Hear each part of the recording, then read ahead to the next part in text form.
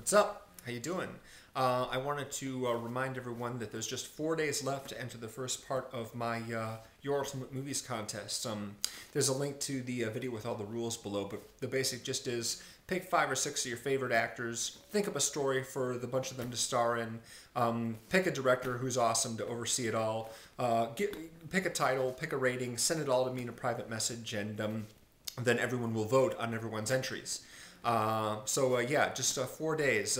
You have until the end of Sunday to get that first part in, and I hope to get more because I've only got a very small number so far. I'm hoping to get at least 12 entries, and I'm not there yet. The other thing I wanted to talk about was, of course, what's coming out this summer. I have been very disappointed in the general Hollywood output the last couple of years. In 2009, there were a bunch of high-profile movies that I just didn't even bother with because they didn't look interesting. There was a new Terminator movie, Transformers 2, a Wolverine movie, a G.I. Joe movie, a few others. I just ignored a whole bunch of them, which is very unlike me. And last year was even worse. I went to see maybe 5 mainstream movies total. I went to see Iron Man 2, Salt, which I didn't really like.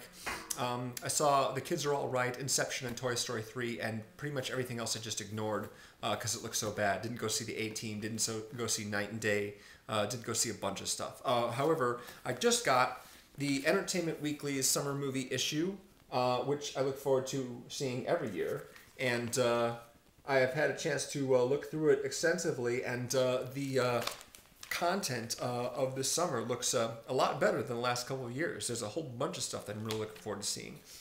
I made myself a little cheat sheet so I could talk about all this without having to flip through it. First of all, there's 7 big franchise movies coming out. 7 big ones. We've got the 4 comic book movies. That would be X-Men First Class, The Green Lantern, Captain America, and Thor. And we've also got Harry Potter 7.2, Transformers 3, and Pirates of the Caribbean 4. Now, of the comic book movies, the one that I'm looking forward most to is Thor at this point. I think that has a chance of, stands to be the one I'll enjoy the most. Captain America I'm also excited about. Both of them, of course, lead into the Avengers, which I'm super pumped for next year because of Joss Whedon and just the general cast and everything.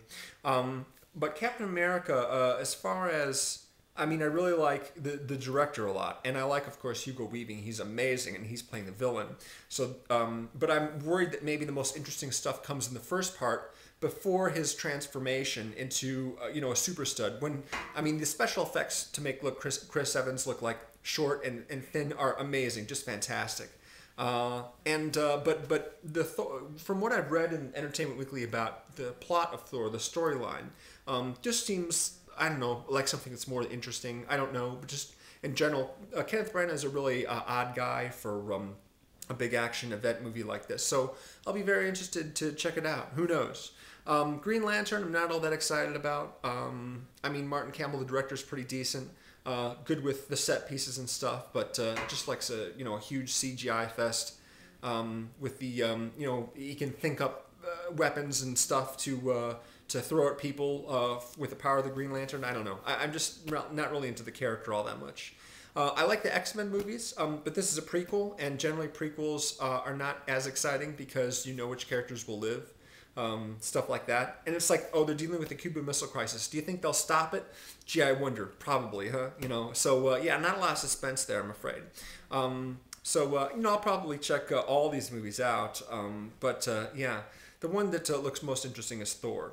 Now, Harry Potter, of course, is something that a lot of people are looking forward to, and so am I. I've enjoyed many of the Harry Potter movies, although I'm not, like, a huge salivating fan over them. I'm sure that the last one will be really exciting, so I'll be looking at that. Transformers, I'm not a fan of Michael Bay, not a fan of the Transformers movies in general, but there's 2 reasons why I'm more excited to see this than the other ones. First of all, Michael Bay is shooting in 3D, which means that he'll be holding shots longer. Maybe his camera work won't be so erratic, so that's good. The other thing is that it takes place in Chicago, the climax, so we can see a lot of familiar buildings get blown up, which is great. Pirates of the Caribbean 4, really not excited about this movie at all. I like Pirates of the Caribbean, the first 3 movies, though the third one is pretty long and self-serious. I do think it's a very decent film and a good series. This one just looks tired. It just looks so uninteresting. Ian McShane, I don't get the real sense that he's going to be anything exciting as Blackbeard. There's a shot of him thrusting his sword into the lens in the trailer, kind of half-heartedly. Because it's in 3D, right? So yeah, no, the only reason why they're making another one of these is to make money, and I guess you can say the same thing with Transformers 3 as well. But yeah, just not really interested in this. It just looks sort of dead. And about the 3D, I'm not going to go seeing anything in 3D. As far as I'm concerned, 3D films peaked with Polar Express. The animated movies look good in 3D. Live action movies just look weird. It's distracting. I don't really like it very much. And everything is now going to be in 3D, and I'm going to avoid it as much as possible. Unless, of course, they pull a Drive Angry. Drive Angry came out in Chicago, and not one theater was showing it in 2D. If I looked hard, I could have found some showing of it in 2D, but I didn't want to look that hard for that movie. So, yeah, if I can possibly help it, I'm not seeing anything in 3D, just because I'm over it. It's just totally unnecessary for me at this point. So, the other good stuff that's going to come out as far as the big event pictures, Super 8 by J.J. Abrams. I do like me some J.J. Abrams. His previous 2 movies have been really a lot of fun, so this one will be good too. Cowboys and Aliens. Again, this looks like a good package overall. Should be fun. The remake of Fright Night. I know a few people who aren't looking forward to this because they're such big fans of Fright Night. Me, I've not seen the original. I have not seen Fright Night 2, so I'm not one of those people that's like, no remakes. Plus, this one is written by Marty Noxon, who was one of the writers on the Buffy TV series, Buffy the Vampire Slayer. And I really love that show quite a bit, and so if she can bring that sensibility to another vampire movie, terrific. Colin Farrell's a vampire. Yeah, I'm digging it. There's a new version of Conan the Barbarian with a guy from one of the Stargate television series. I don't feel one way or the other about it at this point, except the director is Marcus Nispel, who did the remakes of Texas Chainsaw Massacre and Friday the 13th, and he also did End of Days, I think. No, that was somebody else. That was Peter Hyams. He was going to do End of Days with Schwarzenegger. So yeah, not something I'm really excited about, but I'll give it a look. Possibly, I'll look into it when it comes out. I'll consider it. The one that I'm really excited about seeing that I didn't even care to give 2 hoots about before I read about it in the new issue, and when I saw the new trailer, was Rise of the Planet of the Apes. I'm just like, another Planet of the Apes movie, and I just didn't care. I just didn't care. But when I saw what it was about, I thought, that's cool. That's really cool. Andy Serkis, he's the motion capture king. But just aside from that, the whole premise is just really great. The apes become intelligent and take over. I mean, it happens really quickly in this movie. It's just this big process of evolution. So I like that very much. I'm excited to see that movie now. I don't know anything about the director. Don't know what he's done, but just the whole premise is really cool. So yeah, that's exciting. I wasn't looking forward to that at all until recently. Now, there's a lot of comedies that I'm kind of interested in. Bridesmaids, Bad Teacher with Cameron Diaz, that could be fun. Something Borrowed is probably not going to be very good, but I love me some Jennifer Goodwin, so that's something I'll be considering. Crazy Stupid Love has a good cast. Friends with Benefits looks like a lot of fun. Our Idiot Brother has Paul Rudd and a great cast.